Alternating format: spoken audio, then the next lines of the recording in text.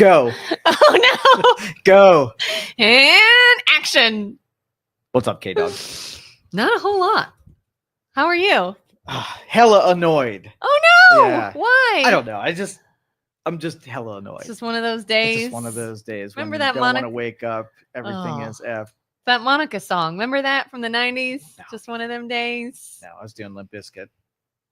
Yep. That's good too. Those All are right. good ones too. What do you got? You get first strike. I hope you got some topics because I'm just gonna complain if you don't. Oh so. no. Well, maybe you need to. Maybe Yeah, you need get it off my to. chest. Yeah. Are you my therapist today? Heck yeah. Okay. It's one of those, like, instead of somebody's got a case of the Mondays, do you have a case of the Wednesdays? Dude, don't make that a thing. That's are you gonna try to annoy me even You can more? be like, I have a case of the weekdays. Yeah. It's an everyday thing. I got nothing. I mean, speaking of music, since we did talk about good music just now, relative good to you, subjective good. Here's Subjective the thing. Good. I always say this is how I know I'm getting old, and it can't just be me. Like, do you hear music from today and think, oh my God, it's crap. It's crap compared to what we used to have. And I know that can be a little ridiculous because, like, I'll hear new songs today and say, well, all you did is sample an older song. You took a song that was good, you changed the lyrics, but you kept the music, and now you think that you're a writer. And then I'll find out that the songs I liked as a kid were actually just samples of artists before them. So it's not like this is a new concept, but I don't know. Like, more and more, I'm finding all these different signs that, you know, I used to hear people older than me complain about things, and now I'm complaining about them. And I went, oh, that can't be good. I do. Like, there's like a handful of new songs I like, and the rest I'm just like, it'll be on the radio, and I'm like, get it off. Go to 90s on 9 or Pop 2K or classic rock radio or something, or even my little K-Love. And So if it's a phenomenon that every generation thinks the next generation's music sucks, what is the utility of music? What's it for? Like, why is it unappealing to you? I guess it speaks to you where you're at. So the younger generation, obviously, that's kind of where they're at, maybe, and I'm not. We're more of the Limp Bizkit, and that's where we were. And when I hear lyrics that are really stupid, that's just maybe what this generation relates to. And maybe our parents thought our lyrics were really stupid, and I don't know. Okay, so I'm going to just float a theory at you. Okay. And this takes two of my favorite themes and marries them together. So number one, the Britney Spears effect. Do you remember the Britney Spears effect, or shall I explain it? I would say explain it. Okay, Britney Spears effect. Britney Spears gets going, right? Cute little girl singing pop songs. And then sort of like, now no one's paying attention. We got used to the Britney Spears. So Britney Spears had to invent herself, and she's had to get more outrageous, and clothing had to be more outrageous. The lyrics had to be more outrageous. And eventually she was just nude, right? So the Britney Spears effect is this line of how you have to outdo what you've done before in order to get someone to pay attention to you and get the attention of fans and, general listeners. That's the Britney Spears effect. Okay. And you have the Idiocracy effect, where every time, like the game of, phone, what is that? Phone? Telephone? Telephone, yeah. Yeah. Game of telephone, where one generation hands down the intellect to the next generation, lacking the context and the reason why you did something.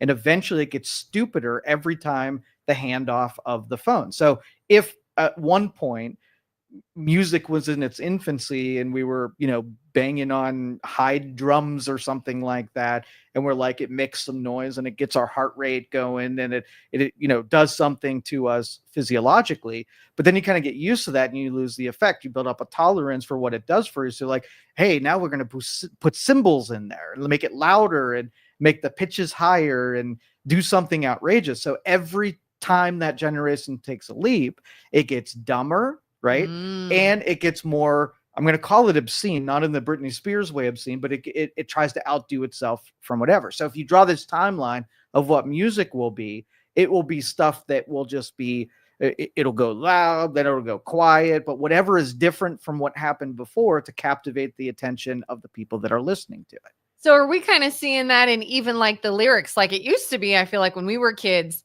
if you had an album with like swear words on it, there was a warning. You had to have parental permission to buy it. It wasn't on the radio. Now it's like so many words are allowed because our tolerances yeah. went up. We got used to hearing it. And so now if I use 4 F-bombs, I got to use 6 F-bombs. And then I got to start, talking about my wet ass, whatever.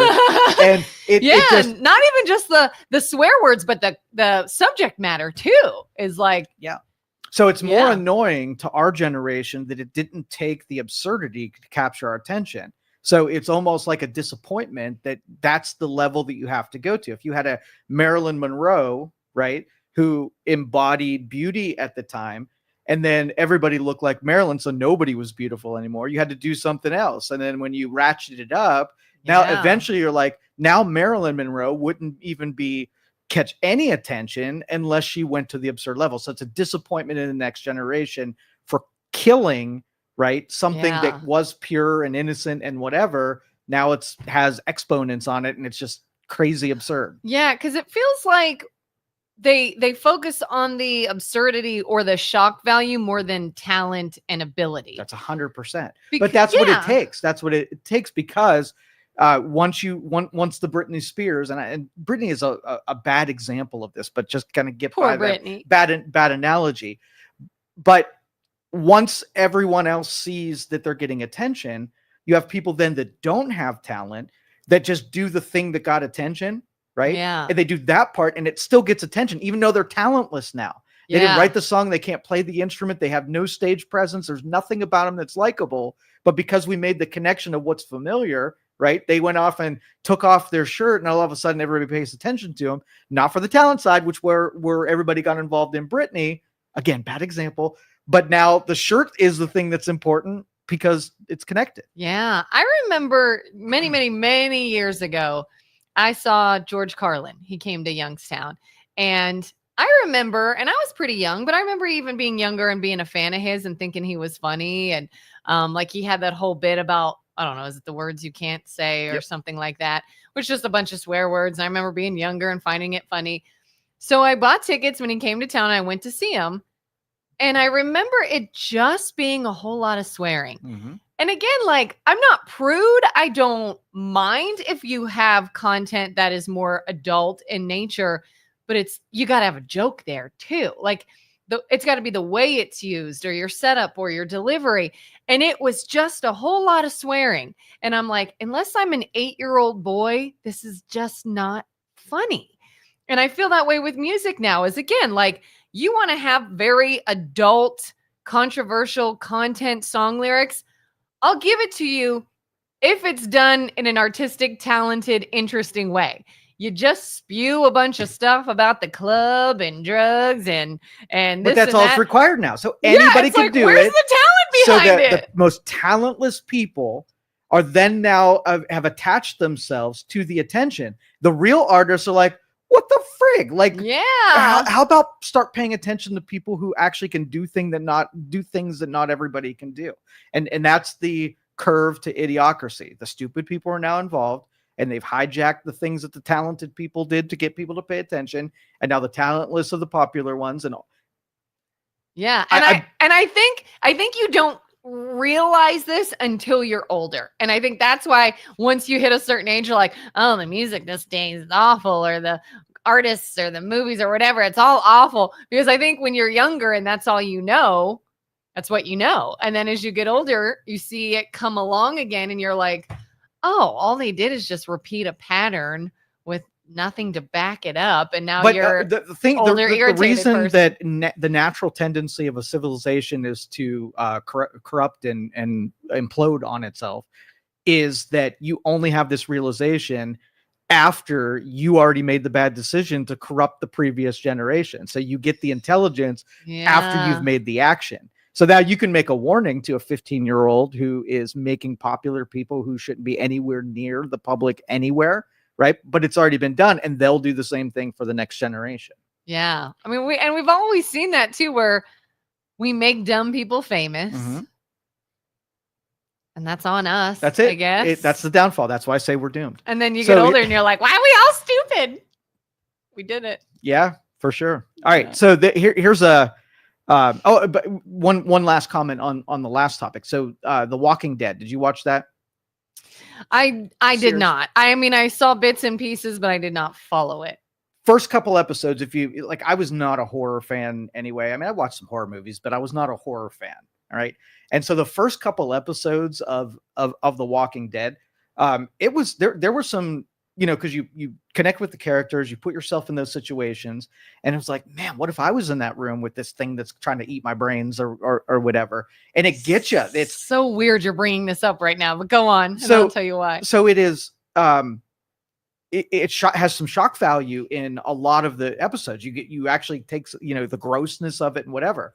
By episode like 6 and 7, you've seen so much of the grossness, and you've been in the situation like 12 times. The next time the zombie jumps out, he's just a character. It doesn't even gross you out. It doesn't scare you anymore. Yeah. You can sit in a dark room and it doesn't affect you, whatsoever. So that was probably the most egregious example of something that should have shock value. You can easily desensitize yourself through repetition. Yeah. And you bring up another way that I feel like I'm changing in my older age. It's so funny that you brought up The Walking Dead, because just the other day, I think it was on Sunday, I was just on Facebook looking around, and I got served a reel, and it said, the most horrific or shocking, or however they worded it, seen on television. And it was The Walking Dead when Negan had them all lined up, and he had his baseball bat, and he's like, eeny, meeny, miny, mo. And it's from the person's angle, and you don't know who it is. And then he hits them, and you hear the ringing, and he's like, oh, you're taking it like a champ. And it shows blood running down, and he hits it again. And I was like I told my husband, I was like, my heart rate went up. I said, I am instantly anxious. I can feel the cortisol in my body. I am I was messed up by that. And I'm a person who did love horror. I grew up watching horror movies, probably at an age I had no business watching horror movies. I'd be at little girlfriends' sleepovers, and their parents would take us to Sherry's Video in New Middletown. That's how old this was. We would pick out a scary movie every weekend. And so it was The Exorcist, or there was these Witchboard series, or Jason, or anything. On a regular basis, I watched horror films. I loved it. Even into adulthood, I loved it. I love scary things. I still will go see a scary movie, but I can't take it like I used to. Like you said, I too easily fall into, I'm actually there. I'm actually experiencing this. What if this really happened? How would I feel? What would be going through my mind in the moment? And it'll get to the point where I'm like, I messed myself up, and I have to go for a walk and realize this was TV. This was not real. It was special effects. It was music. This didn't actually happen. And I have to calm myself down. And I feel like that's only been since later adulthood. Glenn was a character that we all love too. So see him with his eyeball sticking out. Did you see that part? Eyeball came out. Not on the reel on Sunday, but I remember a long time ago they showed a eyeball hanging out, and Glenn's dead and whatever. Glenn was great. I couldn't. I think his name was Glenn. As a younger person, I might have thought that was cool. And now, if I would have actually followed the show and watched that, I probably would have been messed up for a few days. Mm-hmm. I can't take that anymore. The realistic gore, creeping. I don't know. Is that a thing when you get older too? Or is that just maybe a woman thing?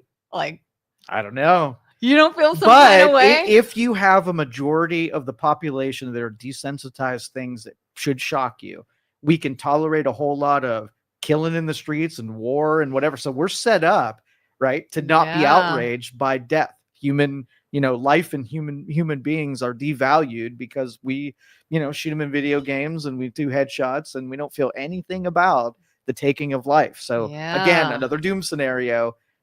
Maybe that's easier when you're a kid and you've not experienced things in real life. And then when you're an adult, you're like, oh, things can really happen. Maybe that's why it seems scarier now. When you see it on TV or in a movie, you're like, oh, that could really happen. And you feel a little That's what's supposed to, well, in art, that's what's supposed to happen. You're supposed to connect with characters. Now it's all about the display.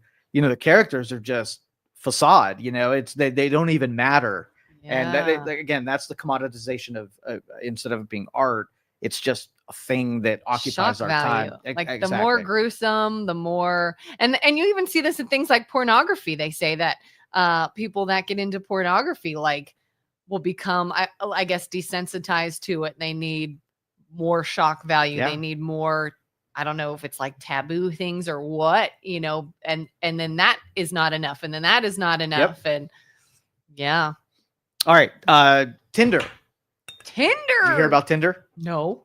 All right. So Tinder added a new option, and it was just for the ladies. The ladies love this option. Ladies' night on Tinder. And what they did was they allowed to exclude people who weren't over 6 foot tall. Statistics say girls like tall guys, so you check a little box and it excludes everybody that is less than 6 foot tall. So my question is, only for females? No, it's for males, but they okay. did it because females are, Yeah. want to line up with those tall guys, right?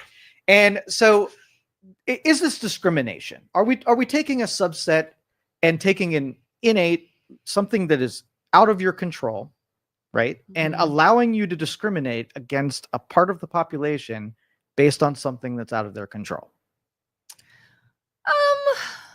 I mean, I think they could do it anyways. Whether Tinder allowed you to set that guideline or not, the person can still meet the person and be like, you're less than 6 feet tall, I'm out. So it's the person's bias, regardless of whether the app makes it easier or not. Okay. What about ethnicity? You want to date a white guy, right? Should it make a checkbox to exclusively let you find the characteristic that you're looking for? I mean, would it be socially acceptable to take that checkbox and just remove anybody who's not white from your list? Do you feel any different about it? Height, ethnicity, race? I think all of these, the person selecting boxes are doing themselves a disservice. But again, they can still do that in real life. So the app is just... So we do discriminate. We pick preferences based on discrimination. Oh, yeah. I mean, I've heard people in person all the time say, oh, I could never date someone shorter than me. Oh, I could never date someone who's this or who's that. Like, I want a guy who's whatever. I think we do it in real life anyways. Do you think like jobs go to taller people? Do you think, employers pick people that are of certain characteristic? Like if you're overweight and that's another thing. What if Tinder added the I don't want obese women checkbox so that we can take all of the heifers off of my results on Tinder? And I know height, it doesn't have the same, feelings about it. If we discriminate on height, it's just the preference. That's what I like. But when we say weight, there's going to be some madness. Now it's a problem. Yeah, it's funny. I saw a reel recently of a man and a woman were out doing some podcast, and the girl who was overweight said something to the guy, cut down his lips. Something about you got like no upper lip or something like that. And he's like, oh, body shame's always okay unless it's about weight, isn't it? And I was like, that's a good point. It is true.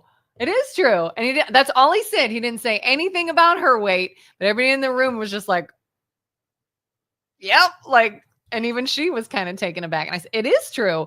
Yeah. It could be like, oh, I like a tall, dark, and handsome. Well, what if they're short and blonde? Does that mean they're not okay? It's like, I think we do it in real life. So if the app is just making your decision faster, put your checklist of perfect. Now here's the thing that happens though, mathematically, when you have a database of millions of people where you could pick the perfect one that's out, what ends up happening is the top 5% of one population lines up with the top 5% of the other population, and the bottom 95% finds nobody. And even in the women's department, it's much easier for an ugly fat chick to find somebody on Tinder than an ugly fat guy to find somebody on Tinder. So you have, we'll say 50% of guys that are in the bottom quadrant, right, will find nobody under the traditional ways if Tinder becomes the traditional way of meeting people. That's sad. It's math. And again, I say people, they're doing themselves a disservice because height, looks, weight, anything does not equal compatibility. You can meet someone that is your height requirement, that is your hair color, your eye color, your weight requirement, whatever. And it doesn't mean you're going to jive, you're going to have anything in common, they're going to be a nice person. But that is aesthetics is where people are hooking up.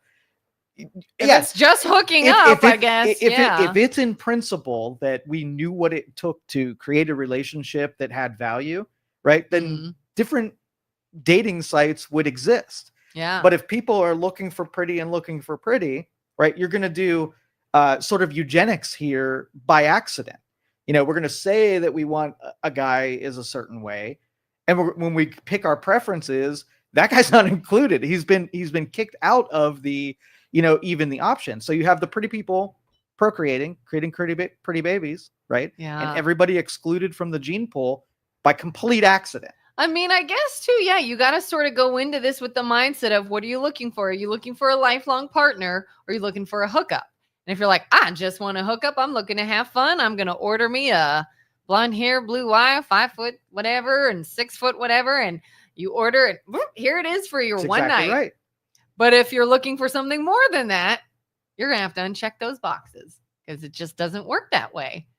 Maybe sometimes. Well, connecting it back to the music topic earlier, like you want it to be that people appreciate music for its art, right? Mm-hmm. But our preferences are not that. The rebellious spirit of having non-art and the pretty people that are there. Do you see a theme where we know what it's going to take to make things healthy and pure, and they're going to have all virtue wrapped in the things that we should be doing? And when we look around, nobody's actually doing any of those things. We're holding them like they are a pseudo principle. But when we act, we're doing exactly opposite of what's good for us. And then, yeah, we always say it's such a shame that in today's society, and then fill in the blank, yet then we continue to do the thing that absolutely. Yes, it's horrible. And then we almost sort of create these virtues around not judging it. Well, don't judge it or you're a judgy, terrible person. And it's like, but it's not working for anyone. It's not helping anyone. It's just something we do and maybe we shouldn't do it. Oh, but don't be so judgmental. And it's like, fine, then just continue. All right, so here's the quandary here. You have AI that's going to be making an introduction. It's going to look at what we do in our behaviors. It's going to emulate us. It's going to help us make decisions that we're already making. Now, when we judge it, are we going to hold it accountable that it's doing exactly what we asked to do or doing the right thing? Now, in order for it to do the right thing, we have to do the right thing so it could be properly emulated. So if I'm training my AI in my car, right?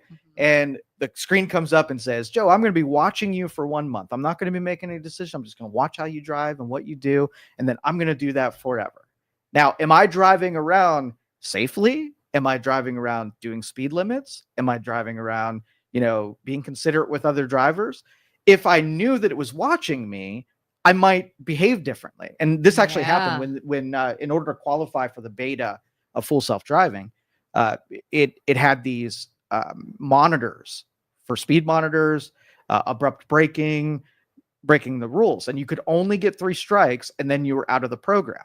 And when I was driving, trying to qualify for that beta program, I was not driving like me at all. I was driving to hit the check boxes, not driving how I actually did. So I'm like, when this thing starts emulating me, it's going to do a good job, but I'm going to be frustrated that they didn't, take that risk or try to get through that yellow light or whatever. It's going to be a different version of me.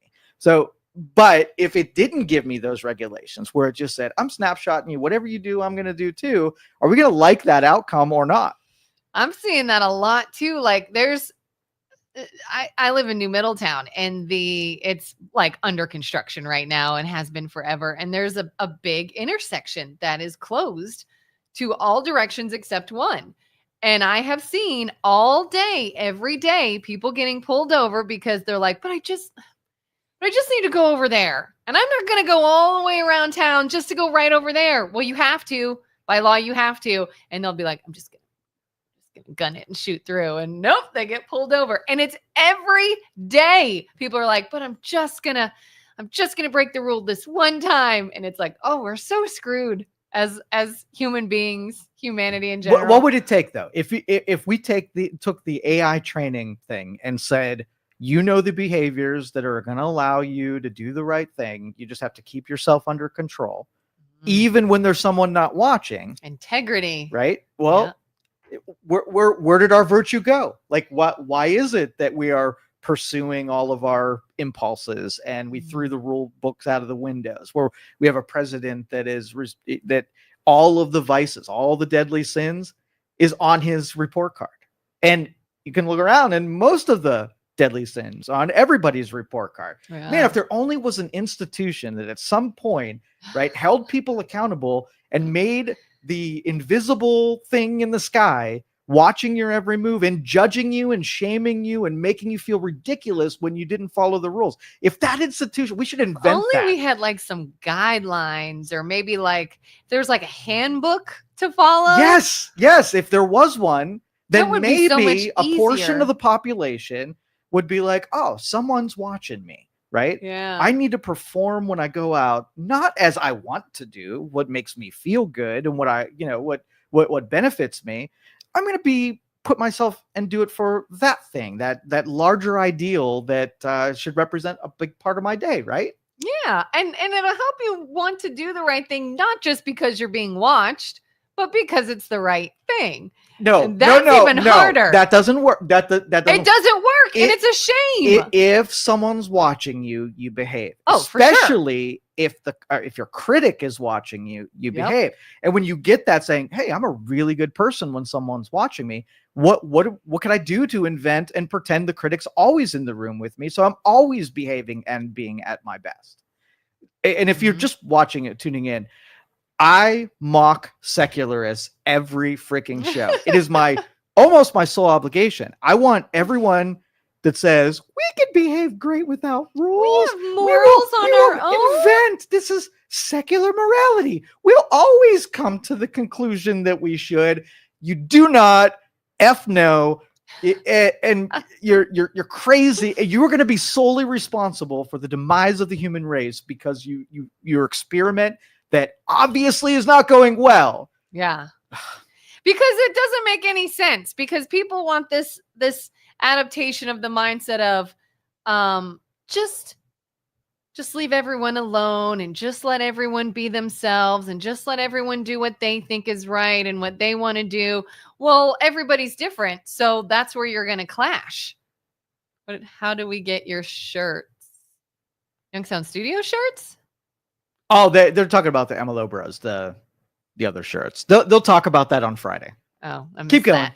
Anywho, but yeah, so they think that they can sort of adopt their own ideals and their own way of being, and it's just going to somehow let everybody live in harmony when everybody's able to do their own thing, but it doesn't work that way. And I'm fine with experimentation. If you do something and you think, hey, this will make it better, and then when you measure the results, if it didn't make it better, you go back to the old thing. But this is like, we tried it effing sucks. Let's just keep doing it because it was great. And I got, I get so frustrated because we make the same mistakes over and over again. And human beings are smarter than this. The problem is the dumbest of us are in charge, and they set the tone for the rest of everybody. Mm-hmm. So all we get to do is sit around here and bitch about how everybody's stupid, but yet we keep putting stupid people in positions of power. It blows my mind. I don't mean to be like distracted, but now I'm like, we totally should give away Youngstown Studio shirts. You can give away shirts if you want to. Yeah? Like seriously, like every other show, we could like, who wants a Youngstown Studio podcast shirt? And then we pick a winner and people can come and pick up a t-shirt. Let me know if you guys like that idea. Way to just slime the topic. Stay on Youngstown point. Studio t-shirts, and then they're repping us. I'm bitching about culture, and you're giving away t-shirts? Marketing all the time. Jeez.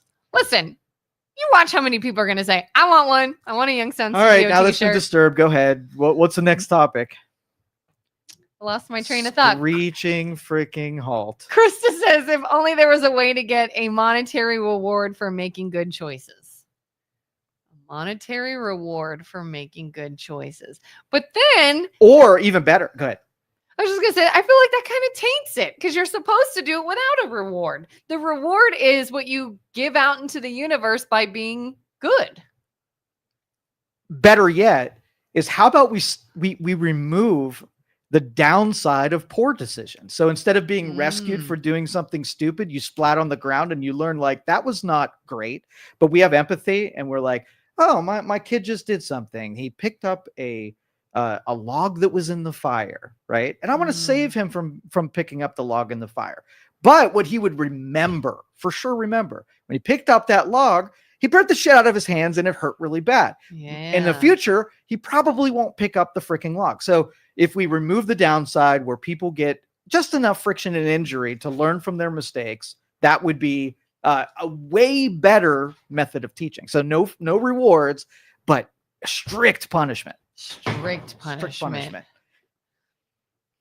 Okay, so how do you then tie in the idea of strict punishment and grace, mercy, that whole idea?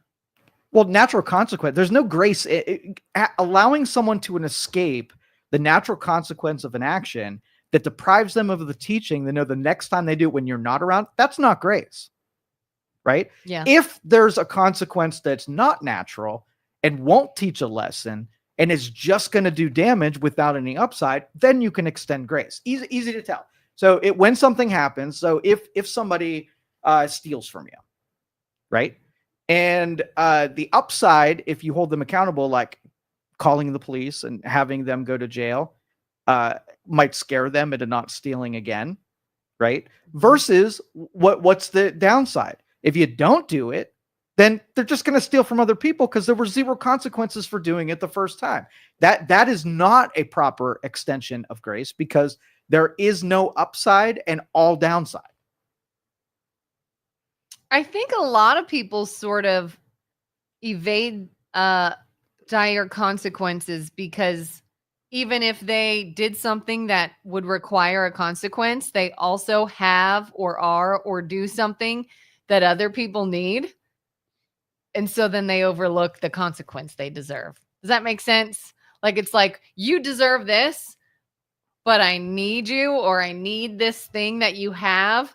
And so I got to kind of look the other way because if you go away, then I'm out kind of thing. And so it's like, what do we do then? Don't be pussies, right? That's number one. And don't make the price somebody else's responsibility. So I think collectively as a society, we look at consequence. Like I want to be, a guy on the street that has a drug habit, that has some mental issues, that hurt somebody. Now, my opinion about that, he didn't hurt me, right? But I'm going to let them off the hook to hurt somebody else. So I had no skin in the game. So they get to go hurt somebody else. Now, if they hurt me, I feel completely different about it because I'm the one who paid the penalty for allowing them to escape the consequence. So you had an illegal immigrant that murdered somebody. You're like, oh, but they're an illegal immigrant. Let's extend them some grace. And you have one group that's like, dude, they killed my daughter. My daughter's the one that's dead because this person was let in. That person feels so much differently than the public who wants to give empathy by proxy rather than being the person that was in the situation. Yeah, absolutely. We see that a lot. It's always, oh, well, we should do this and we should do that in situations which you have either no skin in the game or you don't experience any of the hurt from it, or you don't even have to see it. You just make the decision. Yeah. Go ahead and do it. Yeah, I don't think anybody that doesn't have a dog in the fight should have any opinion or be able to do anything unless, if everyone who votes for war should have either be in the military themselves or their kids in the military, because they're going to feel a different way about just saying, oh, we're going to declare a war. How many of your kids are in there? 0. Yeah, I don't want you deciding if we go to war. Okay, so devil's advocate, I'm hearing sort of this liberal idea of let's talk about abortion. Yeah. And some people say if you're not a woman, your opinion does not matter. It's a woman's decision. How do you feel about that? It depends if you're asking my opinion versus like why am I even involved in the conversation? Okay, so if somebody is up the road and they're killing each other, if you ask me, hey, should other people kill each other? I'm going to say no, I don't think people should kill each other.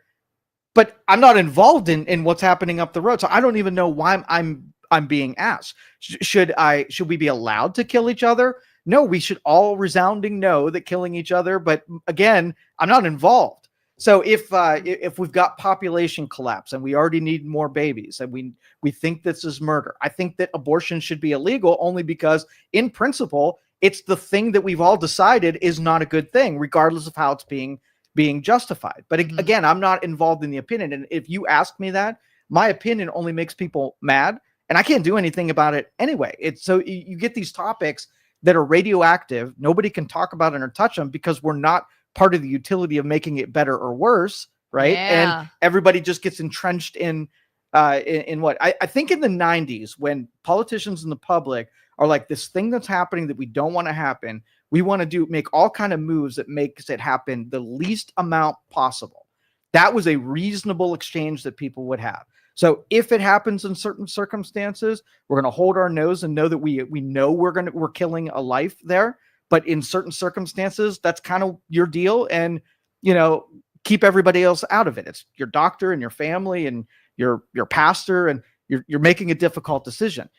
But we never agreed that I'm going to go have sex, I'm going to get pregnant, and I'm just going to kill my baby. There was no trauma in that other than you utilize what should be an outrage to everybody, and now you made it intolerable. That's the one I want to be illegal, not the one that is a tragedy, but still I know it's going to happen in society regardless. Yeah.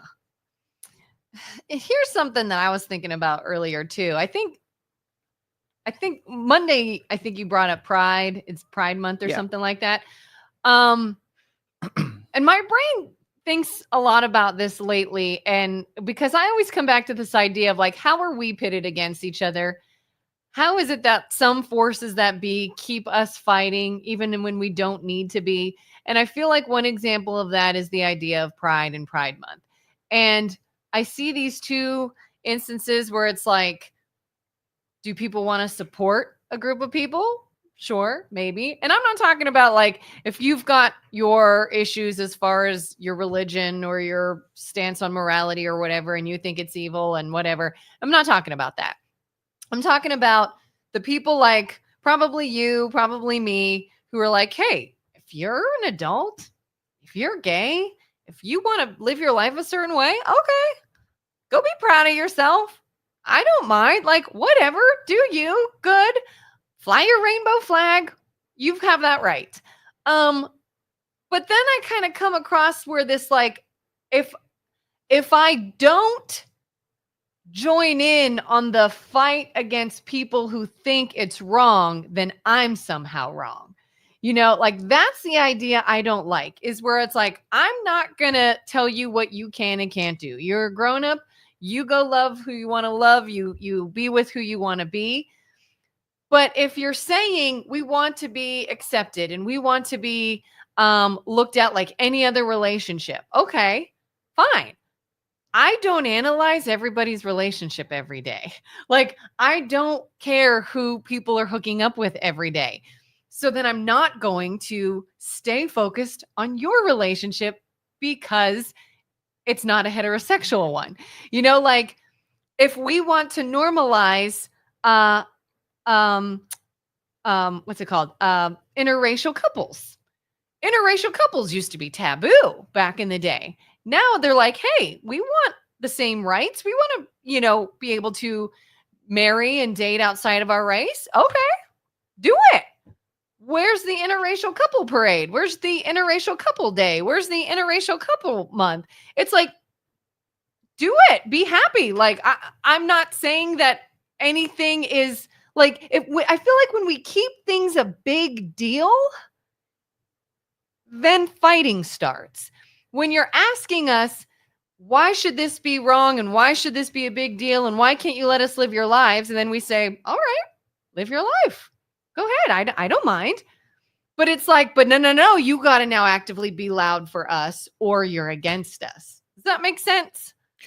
And I prefer the academic version of this rather than the social version of it, because we do this in all departments. So we'll change the CrossFit because there's less emotion on it. You have these people that do CrossFitters. Now, do you care about people's regimen of exercise? Do you care whatsoever? No. Okay. Not really. They can do their thing. Yeah. Doesn't affect you whatsoever. Now, have you ever known a CrossFit person? Yes. What do they want to do as soon as they get it? They want to tell you how awesome it is. And they even want you to join their CrossFit regimen. They can't stop talking about it. They're so it becomes part of their identity. They won't stop talking about it. So I just tell people, shut up when it comes to, don't tell me I'm not interested in joining. Don't put it in my face all the time. It ruins, you're a much deeper person than just what you do in the gym. Yes. Okay. Yeah. So from an academic standpoint, when you take the person, you have the tradition and the conservative values, right? And societies put those together because they ensure safety. They, defend against the civilization. When you take a risk, you go out into the wilderness, there's a chance that you change what happens back at the village that rolls out and hurts other people, right? And so if it's just you going out there and none of the other people are threatened by what you're doing, nobody cares. But the minute you do something that then takes what you're doing and affects somebody else, now everybody cares. So the academic version, if you want to go be rebellious, just insulate me from everything about what it is that you're doing. I don't want to pay the consequences. I don't want to change what I have to do to accommodate you. You go off and pay your own risks and you get all of the rewards and you get all of the consequences. Do not involve me. If I disagree with you, right, then you got to make sure that I don't have any hell to pay. But if you come back to the village and you bring some of that the toxic stuff that you came out there and you start ruining things within, I have a problem about the what you brought back, not what you did when you were out there. So as long as we can we have a relationship that you have consideration that if you're going to do a different thing, nobody's going to care as long as you don't let that other thing affect everybody else who just wants to be left alone and have peace back at the village. Yeah, I agree. Donnie says, don't push it on other people. Krista says, people in that community want to feel safe. They don't know who among them are strongly opposed. So it helps if they know somehow that you support them. I call bullshit on that. Yeah. I do. Go ahead. Who is safe, right? What does that even mean? Okay. Yeah. Do you mean that it's 100% acceptance and you make it so that you have to be nice to someone forever? That doesn't happen anywhere. I mean, I'm sure they're like, oh, we're not going to get like physically assaulted. Okay, fine. Let's make physical assault illegal and let's make nobody be physically assaulted. I don't know who's not being physically assaulted. I see, people getting beat up and jumped and whatever for who they are, whether or not they're black or white or male or female or big or small. Everybody's getting beat up. So it's easier to take the origin of the principle, right? And this goes back to the secularists. What they did is they beat out the just be nice to everybody, no matter who they are. And they take one demographic and they say, just be nice to these people. That dude that got beat up for, being short or that for having a certain religion or that person that's a CEO, those ones you could keep beating this up. But these ones over here, these ones are sacred. These ones, and it couldn't be further from the truth. So use something that's happening in culture, find the seed of principle and just say the principle. So if the Black Lives Matter to all lives matter, that was the exercise of it. And it pissed off the Black Lives Matter because it wasn't about treating everybody well, right? And making sure all lives matter. I want a subset that I want these ones to be special. And let's make sure that those ones get treated different than everybody else. Yeah, because if they're saying, I want to be looked at just like you, my relationship is no better or no less than your relationship. Okay. But done. I'm in. Done. Like I don't obsess about anyone's relationship on my typical day. So whether I see a man and a woman in a relationship or two men in a relationship or two women or whatever, it's a relationship. Have a good day. And it's like, I feel like they're asking to keep shining this light on something, but then don't appreciate the light that was shown on it unless it's done in their way. It's that escalation because you can remember in the 80s when there was gay culture and it was taboo like you were talking about. And then it was just like, oh, we just want this. And then we just want this. Yeah. We just want to be accepted. Yeah. And then We just want this exactly. now. It escalates because I was getting attention. It made me special. It was part of my identity. And now people just accepted me and I just became like everyone else. I'm not a standout. When I do a parade, nobody even cares. I got to do something a little bit more outlandish to get that attention back on me. And I have to play a bigger role as a victim. And even if you satisfy my demands, I can't acknowledge that you satisfied my demands. I got to make new demands so you keep paying attention to me. So that's what I'm saying. Like, we should be warned about the behaviors of what we did, and they are unhealthy behaviors. We shouldn't want more of it. We should want less of it. We should help the people who are suffering, right? Yeah. And try to stop it from happening in civilization culture. Yeah, because I don't know, like I'll hear one group say, well, just mind your own business and let people live their lives. Good. Okay. Deal. Well, then don't get mad if people are just letting you live your life and we're not. Like, well, they want to be supported. Like, do I have to fly a rainbow flag and host a parade and do all these things to show you I support? Why can't I just be like, your relationship is fine and their relationship is fine and you go do you and I go about my day? Like, where does that end? Where does it end to where you just want to be accepted like everyone else? Well, then just be. Because when you keep putting the spotlight and you keep bringing the noise and you keep bringing everything, it's like, it feels like you're perpetuating it. And we've even sort of talked about this with racism. And I don't want to sound insensitive because do it. Do sound insensitive. Yeah, like it sounds insensitive and I don't mean it that way. And I know racism is a big issue and instances where racism is occurring is not okay. But at the same time, then, if someone of another race is like, I just want to be able to have the same rights as you and live my life as you. Okay. Then everybody be good to everybody. Don't exclude anyone for any reason. Live your life like everyone else. But when it's constantly, but it used to be bad, but it used to be bad, but it used to be, okay, we get it. It used to be bad. Do you want to move forward or should we just keep talking about how it used to be bad? That's what I'm saying. Like, once the need is satisfied, you have to escalate it because then the power came from that disparity in the power and the history and whatever. So you can't ever let that go. If you just got treated equal, right? That's the seed of principle we were talking about. If you unearthed it, you said, okay, here's the deal. I don't want anybody treated any different than anybody. Everybody gets the same rights. Everybody gets treated the same way. We don't even see color. We don't even see ethnicity. We just go off and do our day, and we ignore all the things that we want to go away. Yeah. Julie says, if CrossFitters were persecuted because of their exercise regimen, would you support the right to CrossFit?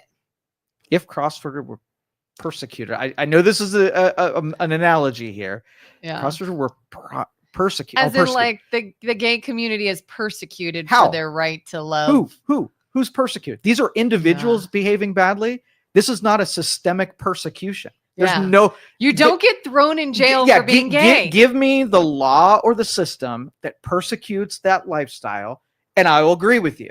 But if you can only point to bad behaviors by certain individuals, then it's not persecution. Yeah. It's just bad people. And I will agree with you that we are surrounded by a ton of bad people that persecute all kinds of things, ideologies that I disagree with. Yeah. I mean, you have people who fight if you're a different religion than them. But you have to hang on to untruths and keep referring to them like they're a thing. Like, do women have equal rights? Do black people have equal rights? Do gays and lesbians have equal rights? Yes, there is not a law. It's the opposite. There are some laws that, disenfranchise races, and we should absolutely mop those up and make sure that we don't have any discrimination, no matter, the whole DI thing threw that thing in a loop, but that'll get mopped up with. That's just a short-term thing anyhow. Yep.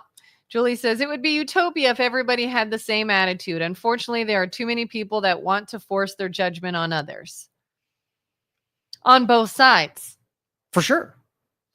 So yeah, I feel like people who think something is wrong want to force that on others, and people who I should be able to do what I want to do want to force on you that you should come and support me doing what I want to do and shine a spotlight on me doing what I want to do and celebrate me doing what I want to do. Universally. Yeah. And it's like, or we could all just do our thing. Here's the truths, right?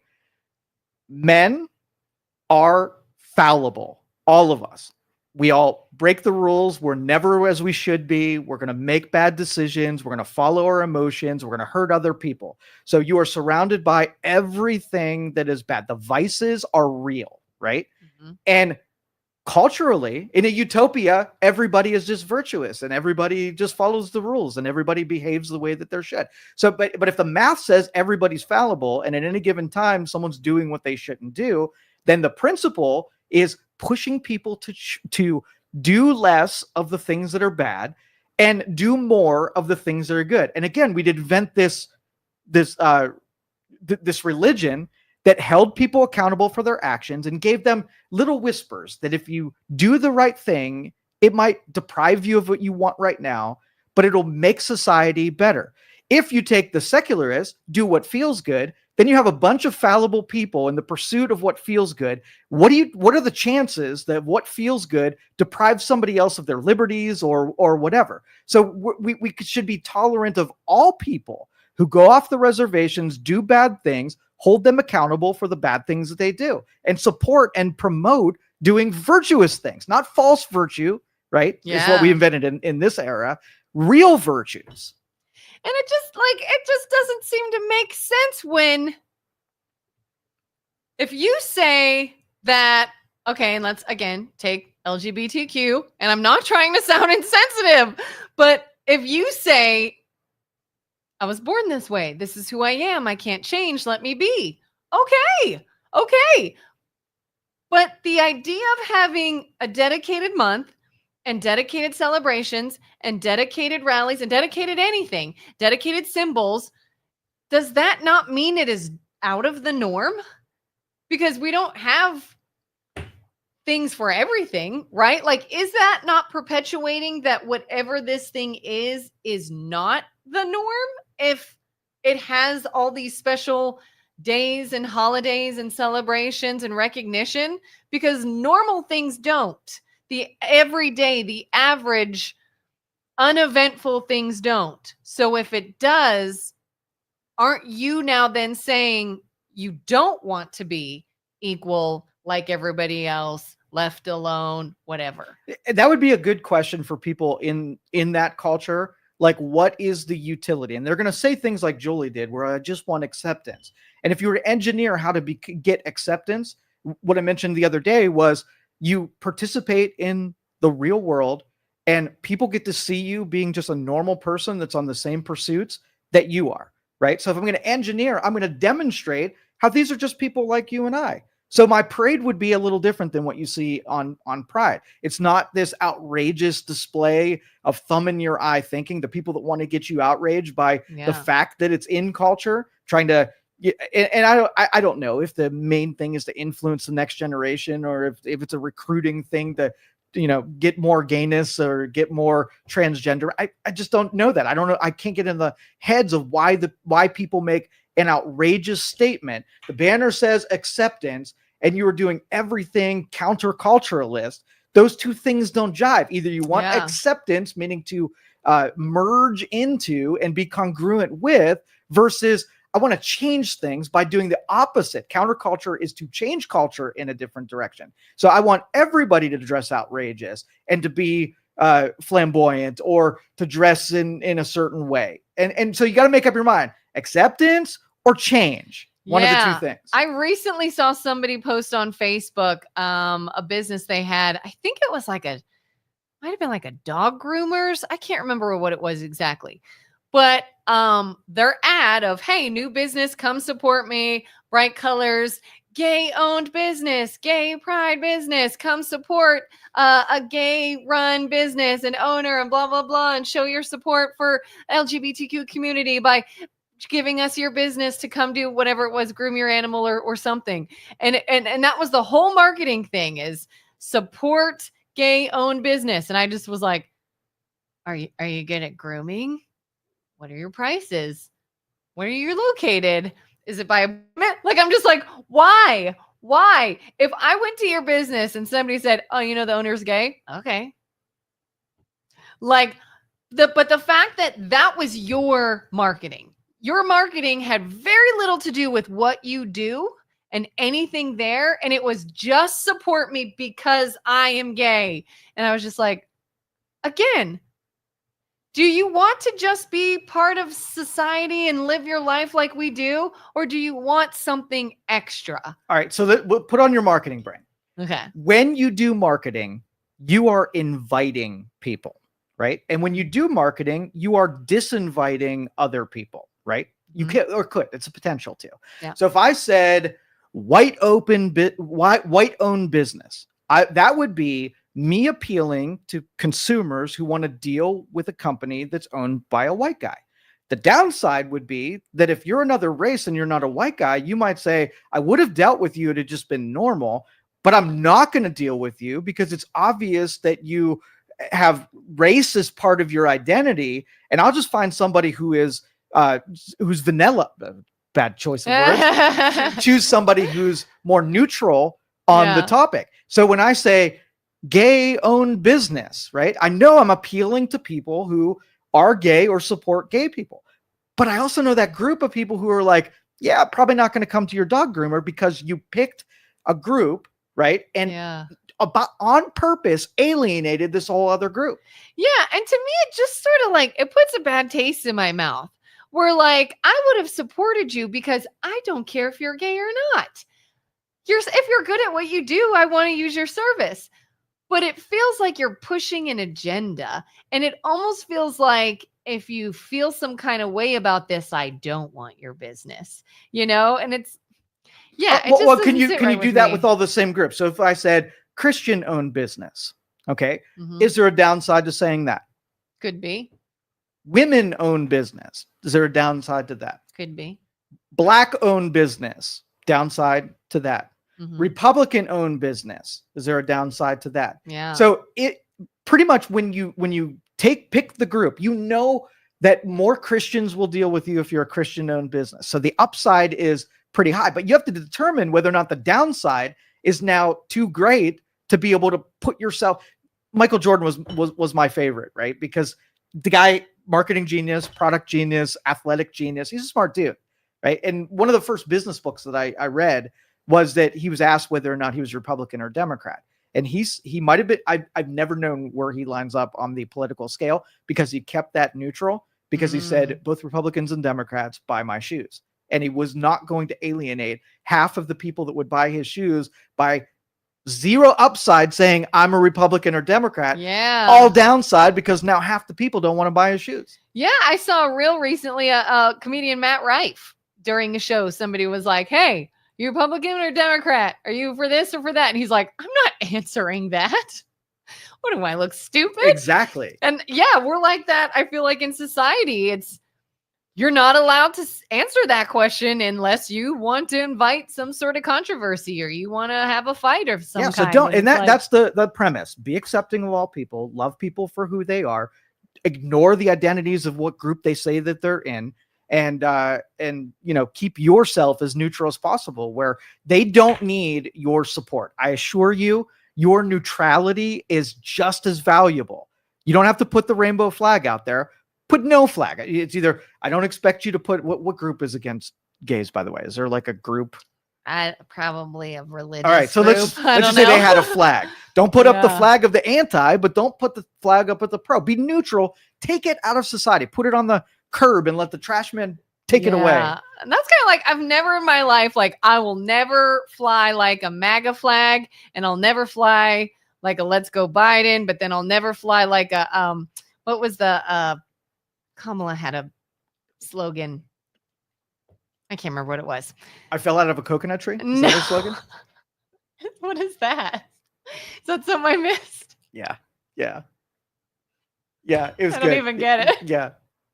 Anywho, because it's like, I don't want to invite controversy, fighting. And I've been that person. Like, I've been that person that saw a flag or a banner in someone's yard, and I felt some kind of way about them when that could not be accurate in the slightest.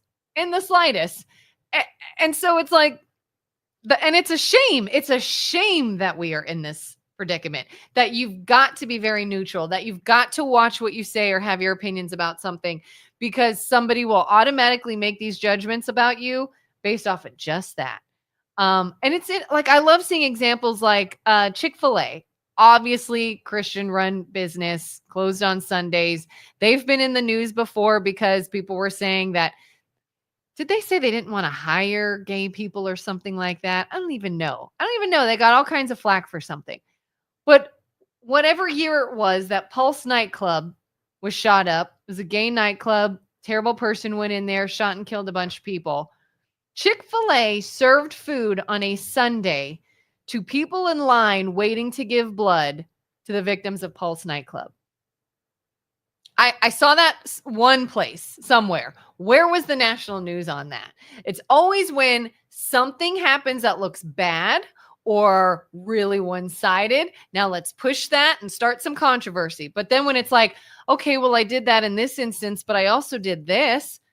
No. We got to be one side or not the other. Well, like, the media at that time, media was controlled by Democrats in every way. So for you to think can't that make something look good. Yeah. So when everybody stops paying attention to the legacy media, things will feel a little bit different and better. Mm-hmm. Julie says, for example, do you think Pete Buttigieg could ever become president in the society? I don't. Why?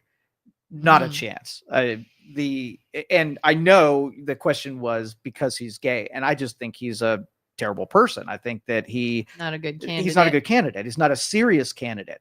Wasn't a good mayor. Wasn't a good cabinet secretary for the transportation department. And politics is a popularity contest, and he's not a popular dude. So if nobody likes you and you have not any merit, the only reason that you got a position was because of your sexuality, you're not electable unless you can get everybody to conform and give you a pity assignment or a pity vote or a pity nomination. And so Buttigieg is never going to be, because that's the thing. Like if you didn't know the Pete Buttigieg was gay, that had a husband, but he made a big deal about that, right? But if you didn't know any of that, you're going to say, okay, there's this young guy. He's very well spoken. What's he done? Let's go to. He's from Indiana, right? Yeah. Anyway, sure. Okay, so he's from Indiana, and he's a mayor. And so, was he liked there? Did he do a good job there? And whatever. And then you're like, oh, this guy would be completely a great candidate.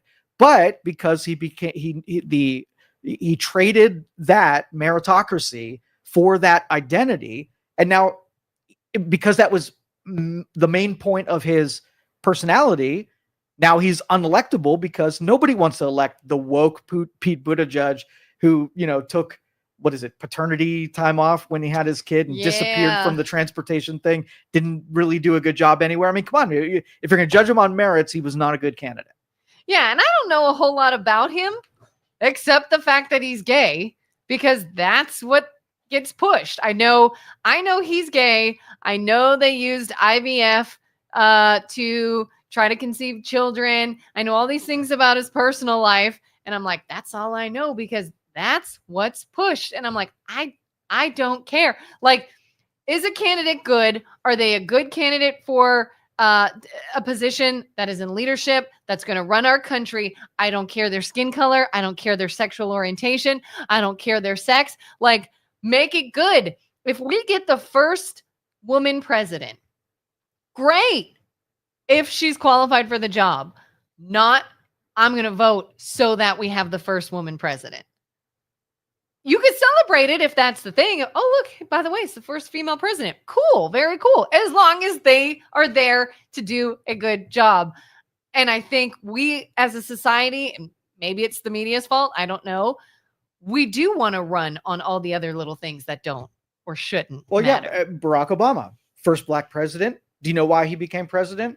Because he was an amazing politician. Before Barack Obama, everybody said, well, the reason he wasn't a black president is because he's black.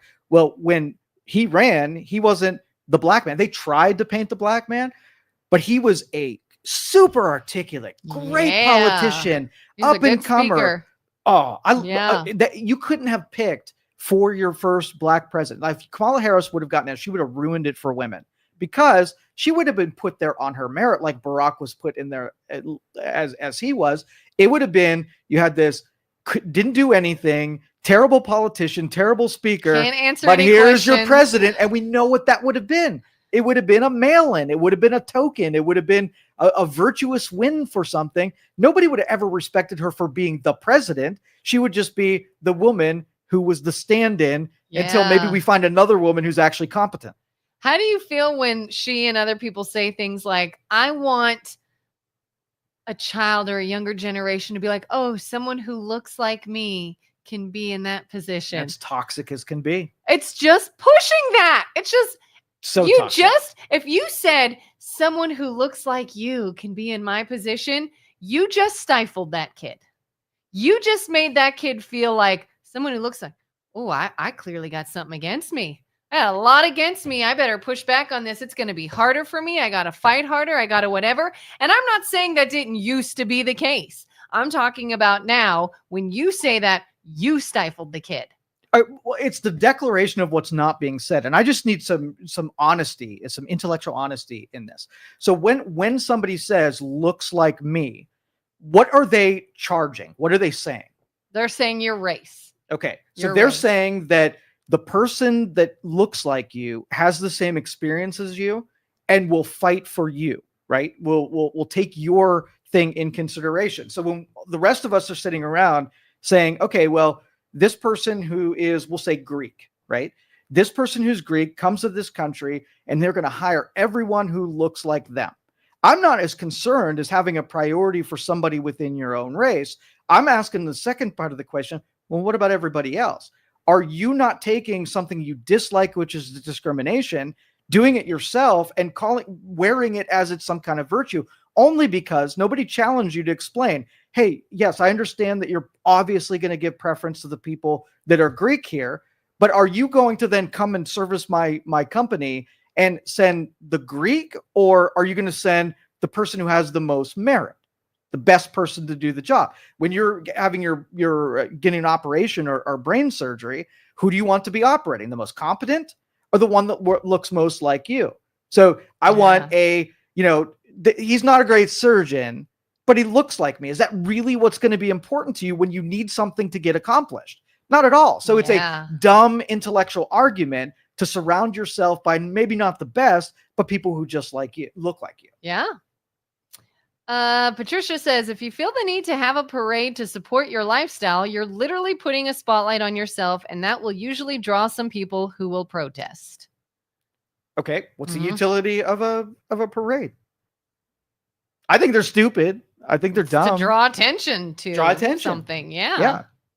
Draw attention to something that is different. All right, let's use the military, because our nationalistic appeal and always supporting the military, it's got a lot of support across most of our society. But let's just say it didn't. Let's just say anti-military socialists took over most of culture. And now you had underrepresented that people really didn't even like the military or spending on military, or people who even served in the military. They were, like Jane Fonda were. Yeah. I was like, kind of like was it the 60s or people were like spitting on soldiers and so stuff? Now you're the minority. The military is the minority. So now, instead of it celebrating where you have national appeal, now a military parade would be a promotion and a marketing to bring more people to then like the military again. So my objective, if I had a parade and I was a military and I wanted more support, I would demonstrate a reason why I'm supposed to like the military. So I do things later impressive, like the flyovers were a great marketing thing, because then little kids that are watching the sports thing saying, I want to be a pilot when I get older. It's a recruiting tool to get more people to buy in that these are exceptional people that do exceptional thing, and it's something I can buy into. Yeah. If you have a parade where you're not demonstrating stuff that is liked by anybody, then it's a fight parade. It's meant to say, oh, hey, you don't like gay people? Let me stick my thumb in your eye, make you really hate, so that then I can argue with you and make the spectacle, the disagreement between you and I. And then so I can go back and say, look, all these people, they hate gay people. But if I didn't stick my thumb in your eye and I didn't have the parade that was just meant to make you hostile, then I would have nobody to fight with. And then I would just be allowed to live a peaceful life. Yeah. That's the part that I disagree with. Stay oppressed. Yeah. So that would be my recommendation. If I was sitting at that board and say, hey, you're going to have a parade. Here's what we want to do. We want the rest of society to not see you as a threat to anything, threat to their prosperity, threat to their security, threat to their families. So why don't you go out there and just do things that embrace people and bring them in? Don't poke it. If you get their eyes there, don't poke them in the eye. That's all you got to do. No poke in the eye, no spectacle, no attention, no pay attention to you. Just go out there and be likable, and that will draw more people to your cause. Yeah, I agree. Julie says, I'm assuming she's talking about Buttigieg, ex-military, speaks 7 languages, and if you listen to him, he's very articulate with common sense, with a lot of foreign policy knowledge.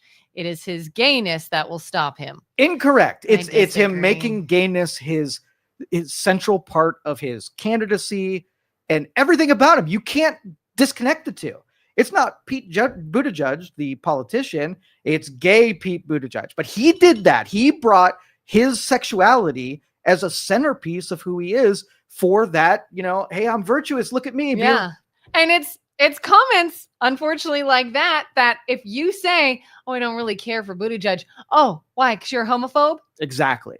But if he would have presented himself, ex-military, speaks languages, runs up big executive operations. Here's my policies. Here's what I think will work. And that would be an introduction to me saying, oh, this he's pretty smart. Let's see if he can pull an executive position or a legislative position or a cabinet position. That's the origin of a good presentation on who he is. The problem is the association that they did on purpose undermined all of the good stuff. Because now if you say, okay, he's got a lot of foreign policy knowledge. So let's say you're like, let me hear your foreign policy and what do you think? And then you hear it and you're like, I really disagree with that. I don't think that's a good idea at all. I'm not going to vote for you. Oh, why? Because he's gay? No, because I don't agree with his policy. But that you'll never get that. It's going to be, we painted him with this brush. This is his whole shtick that he's running on. And so if you disagree with him on anything, clearly you're against that.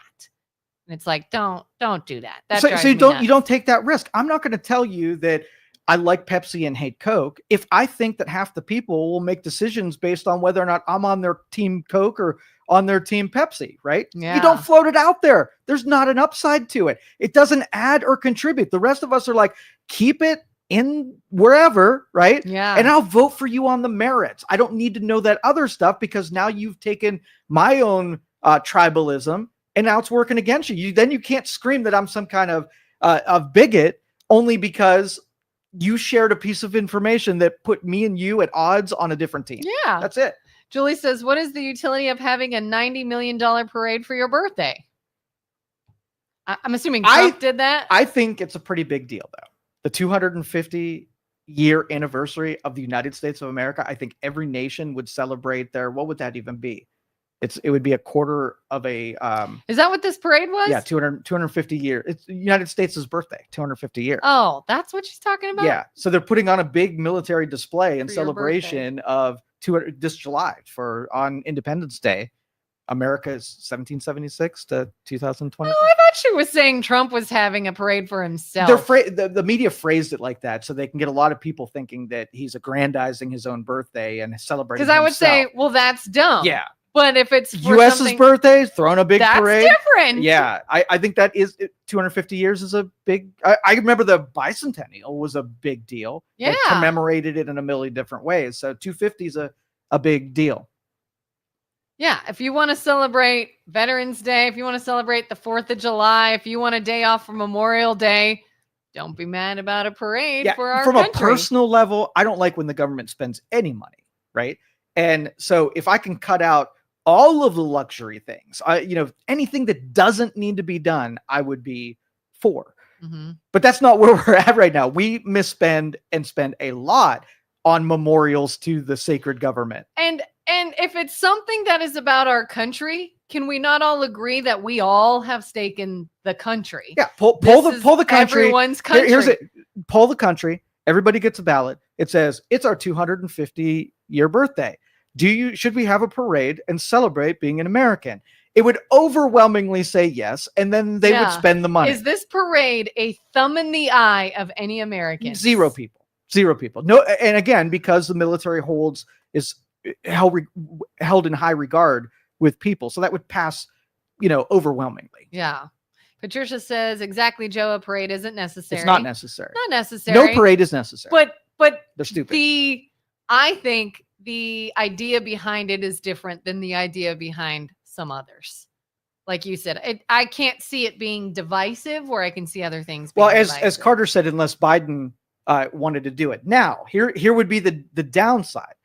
If the parade was used as an apology for being America, then I'd be like, F that. If it's celebrating national pride, I would absolutely, because like I said, that is the conservative traditional view of we support our country. Hate my government, love my country. The parade would make me tear up inside knowing that so many people came before us, were willing to fight for what we have here, and it's paying homage to the sacrifice that went into even making this country. And the fact that we are allowed to even have a debate over it and argue over it and speak our mind over it. Absolutely. You can't do that in other countries. Heck no. Yeah. Julie says he tried to have this big parade in his first term. Public pushback stopped it. This is purely of his own aggrandizement. This one I'm going to separate. I mean, I know the dude is very big on pomp, right? He will go over the top, and I do not like when government goes to that level. I halfway listen when people accuse this administration of fascism, big government, lots of consolidated power in that. I halfway agree to that, because if given a long enough trajectory, it could become oppressive if fallen into the wrong hands. And so I don't want the executive branch to be able to do half the stuff that they're able to do. Do I think that they have abused some of their powers? Abso-freaking-lutely. And in ways that I hope are trimming down that. So the executive orders are terrible, right? You familiar with the whole executive order thing? I mean, I know there's a ton right now. So the legislature is supposed to write all of our law. The executive enforces whatever law comes from the legislative. Mm-hmm. Now, in times of war or in times of national security, if there's an emergency, there can be a declaration by the executive because there wasn't enough time to go through the legislature. We had to respond now, not enough time for that. I'm going to write an executive order. It has a short term to be able to respond to an emergency before it then gets kicked back to the legislator to make a proper rules, laws, regulations on it. Yeah. Well, because if we could just make everything an emergency, then we could bypass the legislature and do everything via executive order. I disagree with that on every level, on a principle level, on a moral level. When I started seeing him sign, like, there was a day where he'll sit there at his desk and just sign one after the other, and it'll be like National Irish Heritage Day, whatever. And I was like, I'm Irish, but did that need to be an executive order? Like, national, whatever. And I thought the same thing. I was like, I kind of thought those were like in serious instances. Like, we need an executive order. There is no time. We have to act. We can't vote on this. This is a big deal. I'm like, that's not a big deal. No. Like, what are we doing? Complete abuse of the executive order privilege. And that's the kind of stuff that we have to, if we had a good legislator, the Republicans in Congress are terrible. I don't know if you've watched this cluster that with this budget that they're passing. Like, they can't agree on anything. They are in complete disarray. If we don't get to these midterms and Republicans get fired en masse, I don't even care if the Democrats completely take over. If we could just get rid of these terrible establishment Republicans, one cycle, I'll suffer 2 years of having Democrat control in the Congress with a president who's a Republican. Nothing will get done, but at least we'll get rid of these worthless conservatives that are in there. Krista said, is it a great time for a parade though? The sentiment isn't great right now. Why? It's a good question. I mean, why not? It would really depend. Again, on my poll would be telling whether or not you can get people to answer. Should we celebrate the 250th birthday of America? And everybody says, no, we suck. I think, especially, what? Who would say we suck? Why do we suck? Like you said, you can be mad at the government and still love the country. I think this is what I think. I think the revolution pissed off a lot of Europeans, and I think there are a lot of people that are still inside the country that still have hatred for our traditions and our culture here. And I think there's Benedict Arnolds that are in next to us all the time, that they take shots at what America became. They hate the government. They hate the country. And I'm not one for rounding those people up. I mean, I don't necessarily think that. I think you obviously not working against the country, because I think you should be executed for that for sure. But just having displeasure with how things are run, and you don't like how it's run, and you don't like the culture and traditions. You can leave, right? It's so good here. Even if you hate it, like you don't have to. The alternatives, it's so much better. Yes. So that will never happen. Again, the fact that you can even say, I hate this, I don't agree with anything. That's what I'm saying. This is wrong. Like, people forget you can't go anywhere and say things like that. You can say it here. You can protest here. You can vote here. You can and if you don't like the outcome, you don't have to like the outcome. But to be like, well, this country sucks and everything about it sucks and all the people suck, you don't have to live here. Well, I have a concession here. So instead of the government holding their own parade, people who like parades can put money and privately fund it, and then have the parade that the people who support it can afford. Yeah. And then we can invite the military to bring some stuff in to donate into our parade. But I agree with a lot of, or I disagree with a lot of the federal funding on things that could be publicly supported. And then we will know. Let's just say we went to hold a parade and they couldn't get enough supporters to put on the parade. That's your vote to say whether or not a parade is happening. But if money came in hand over fist, that means the people really want a parade and they paid for it. So who's to you to say? What do you think would happen if like Trump or Elon, and I say Elon because he's tech savvy, if they set something up online and blasted social media and said, hey, we want to have an enormous parade to celebrate the birthday of our country. We want our military involved. We want some showmanship with this. Here's a link, like a GoFundMe. If you are into this idea, if you'd like to maybe see it televised or come to it, or you want this to happen, donate. Do you think you would see it go? For sure. I think it would There too. would still be a parade, and it would just be publicly funded. Yep. Let's see. It's a great time. MAGAs cry all the time about judiciary being weaponized against Trump. Never the fact that Trump does illegal stuff constantly. It's not illegal. These are templated things that have been done by an administration. It's just been highlighted and magnified and done at a huge, should just reasonable people without a tribe. Should the executive branch be able to use use law enforcement that's under your control of the executive branch to target an individual just on a principle? I don't like that guy. We're going to take that guy down, because I believe that you could take down anybody because we're all fallible people. Mm-hmm. You can take out anybody if you target them. Yeah. Right. There's nobody that's immune from government being able to squash you. It's like basically your henchman. Go get him. Yeah. So how would you control the executive branch from abusing a power of using and weaponizing, even if it's obscured? Like you didn't know. Like, do you think Biden used the law enforcement to target Trump? 100%. I think they all do that. Yeah. Whether or not they do it overtly or covertly, they still do it. Yeah. So that's up to the legislature, who's in control of tying and neutering the government and its abilities to do that stuff. The first time it happens, there should be a huge push to defang whatever was abused. And if you can't handle the power, you don't get the power. Yeah. Julie says, do we really need dozens of tanks rolling through DC, North Korea style? I mean, if it's a show of the patriotism and it embraces the people, what the people want to see, and somebody's willing to pay for it, I don't care what you put out there. Yeah. Do we really need? We don't need anything. That's mom language. That's mom language.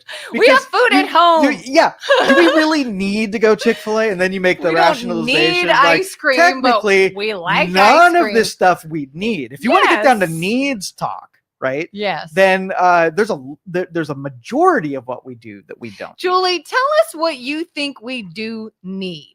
If you had to have a parade for something, what should it be? What do we need? What should we be celebrating right now? What should we be shining a big spotlight on and saying the entire country can get behind this? It's good for everyone. All right. Interview me. Ask me. Joe, what do you think we need? Something that all of Americans alike can support, can come together on. It's something that we should highlight. What do you think that is? Nothing. Mm, Yeah, we don't need any of that shit. absolutely Well, nothing. well, if let's just say that we weren't $37 trillion in debt, then we could spend some money, some of the things that make us more prosperous. Okay. Yeah. Different question. Yeah. Same question. What do you think we need if funded by the people? Oh, anything they want to pay for. You put out that this is Purple Shirt Day and people buy purple shirts, then it's Purple Shirt Day. If Yeah. nobody buys Purple Shirt Day, then Purple Shirt Day doesn't exist.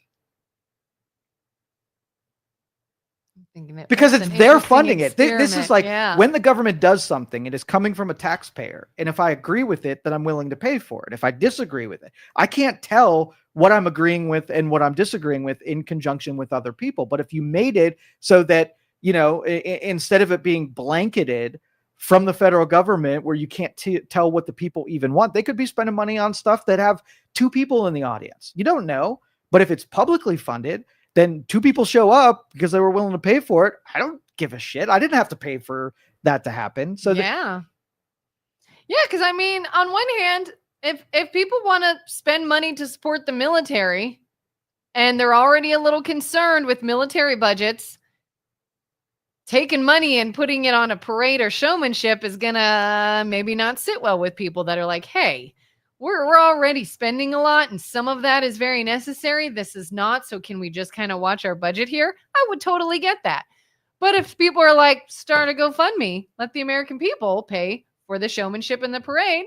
Okay, well. All right, I want you to be devil's advocate. I don't want you to do your true feelings. I just want you to push it. I'm going to fight regardless of how I feel. Exactly. Well, all right. So last 2 weeks of high school, they allow certain things to come in, put table space to, you know, kind of see if anybody's interested. You have a table with the Navy and the Army and the Marines the last 2 weeks to try to recruit somebody that might be interested in going to the military, being easy. Now, what do you feel about the military using high schools to recruit into the military? I'm pushing back regardless of how I feel. Yeah. Push it back.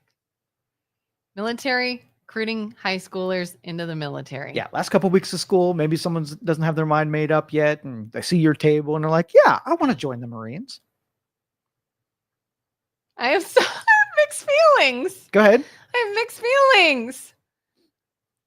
The mother in me is get away from my kid.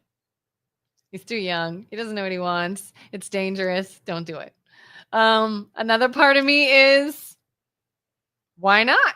Why wouldn't you? Where else are you getting people to sign up? How else are you going to staff the military? Fresh meat, new blood, healthy bodies.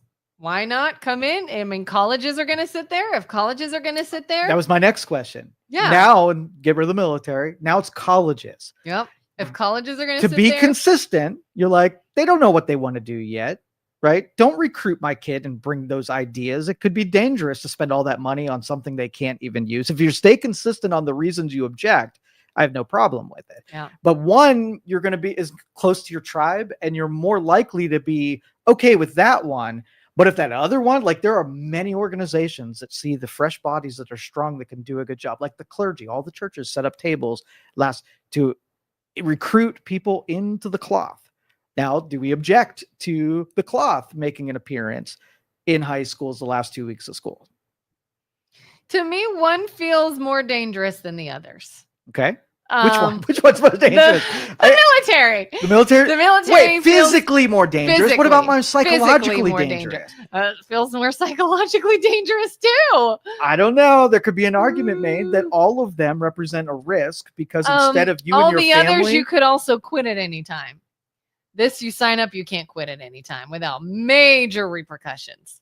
And so a brain that is not yet done growing, it just feels like you're sort of signing your life away for something where there is no out. Whereas the others, there's a clear out. So that's why it's scary to me. But again, to the point of colleges are there, churches are there, other groups are there, civic places are there, then Anybody who military can needs be the there. next generation to join them into their pursuits Yeah. is offered a space there. So everything from pride and LGBTQ to military to clergy and all of those. Now, the principle should be family should be the biggest impression on a kid's decision making.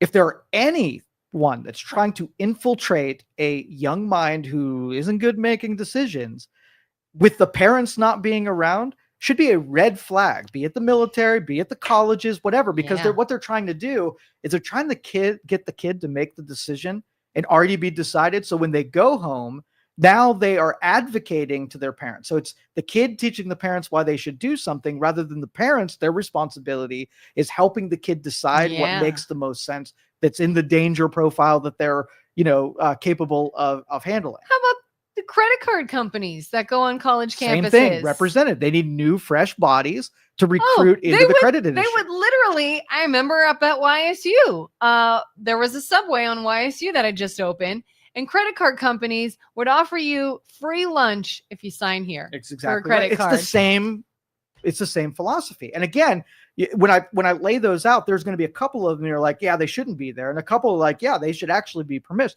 But that is just your subjective tribalism, right? When they're all doing the same strategy, just you like some of them more. So you got to agree, it's all or nothing. We let some in, like the Klan, right? The Ku Klux Klan. They need fresh bodies that are coming out that don't have, have decided what they're going to do after they graduate high school. The Klan wants you. Now, as a parent, you're like, I probably don't want the Klan to be recruiting in a high school, but it's the same strategy as the other ones are using.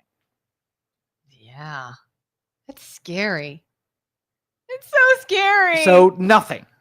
We can't handle nice things, so you get nothing. No parades. This is why we can't have nice things. But if privately you have enough support for something, then privately, instead of holding someone hostage, right? So when you hold someone hostage, they're a captive audience, and you can make a pitch to someone where their guards are let down. Casinos do it. Sporting events do it. They know that they can do things to you that they can't do when your safe village is surrounding you, right? And they assault you when that's happening. Yeah, because you don't have to come to them. There are recruitment buildings. There are college campuses. Right. Go yourself and get some information. But coming to you, like you said, especially isolated without your family. Yeah. So just seems wrong now. Pride parades and military parades, they're stupid. Get rid of them unless somebody just holds their own and it costs nobody anything. There you go. That's the principle.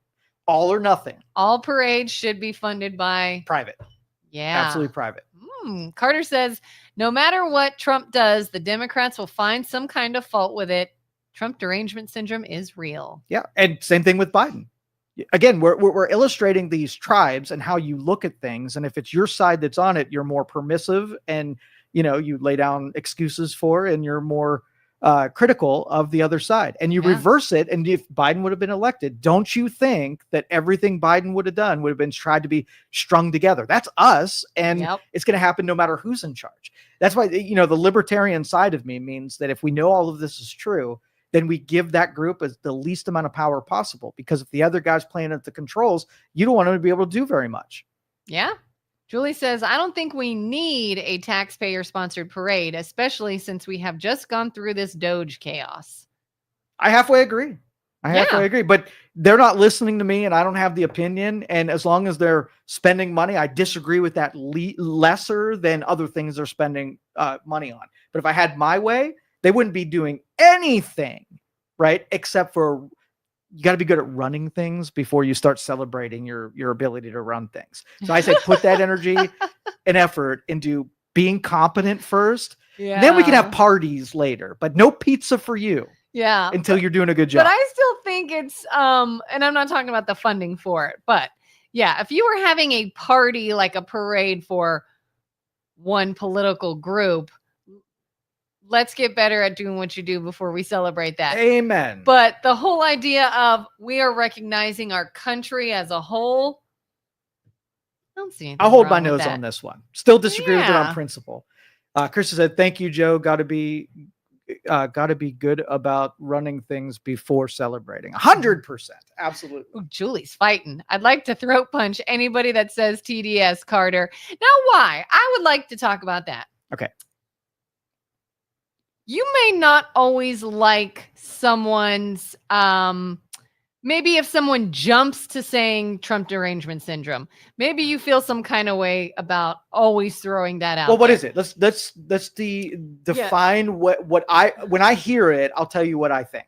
Okay. And then Julie, I want you to tell me when you hear TDS what you think. Yeah. Why you want to throat punch somebody when you hear that? Okay, so here's from my perspective, and then you can share yours. Go ahead. All right, so you have reasonable people, and reasonable people disagree with you, but there's a level of disagreement where is starts to become irrational. Yeah. So if I were to say I disagree with you, I think you're wrong, and here's why I think you're wrong, that's reasonable. That is a regular disagreement. I hate Trump. No matter what happens, I think he should be killed by a meteor. That's where we've gotten to the level where I am now permissed and safe saying things that are reprehensible, right?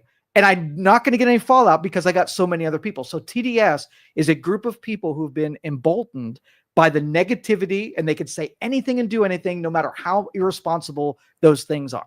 That's TDS to me. Yeah. And to me, I think I just add in there, when it's based off of nothing but a feeling or what you're told.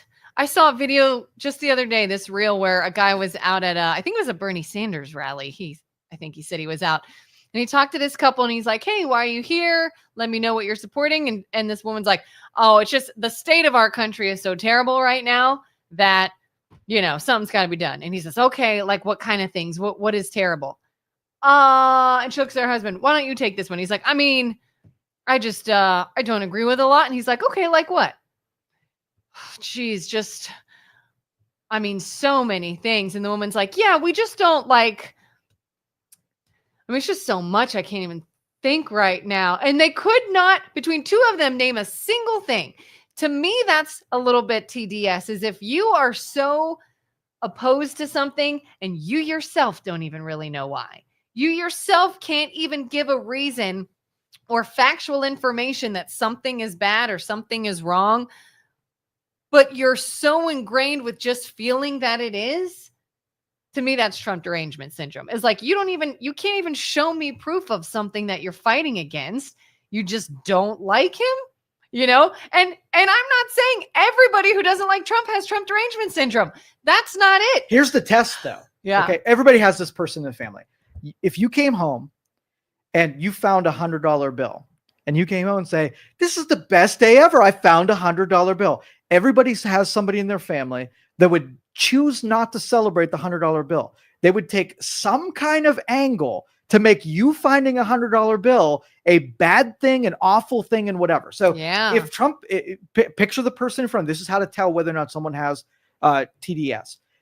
If you said, think of the best thing that a president can do. Let's just say Trump cured cancer, like you said in that, "I just cured cancer for whatever." The people that would find a way to somehow contort that into something bad or couldn't celebrate or to say something negative, that is the symptom of TDS. Yeah. Where if you said Buttigieg or Biden, I agreed with some things that Biden did. I agreed with some things that Buttigieg did. So I wouldn't take a good thing like Buttigieg knows 7 languages. I would say, that is really impressive. That is not typical. That there's some merit in taking having the skill set to be able to speak so many languages. Good on you, Buttigieg. A person that had Buttigieg derangement center, BDS. Oh, BDS is a bad one anyhow. Is it BDS? I would say, yeah, but none of those languages are used. Blah blah blah. That would be BDS. Yeah, and to Julie's point, she says that insinuates that I don't have my reasons for disliking Trump. I have lots of very good reasons. So just as though people have to acknowledge that TDS is a thing, you can't call TDS on everything. That's kind of like calling racism on everything. You're gonna ruin that term. You're gonna make it dismissive. Kind of like, and that's why she wants to throat punch, because it and the language when it gets bastardized and they're just the thumb in the eye.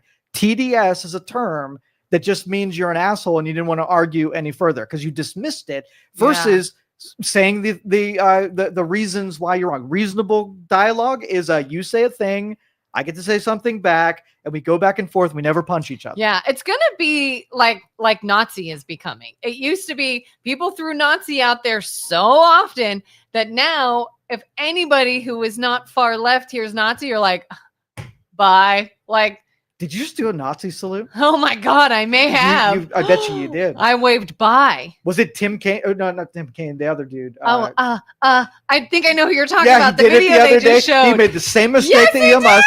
He touched his heart. He threw his hand out. Thank you. Yep. And he did the Nazi salute. And then the media, rather than saying he did the Nazi salute, said Republicans say he did the Nazi salute. Oh my goodness. I did see that. It blew my mind to watch that go down in real time. Yes.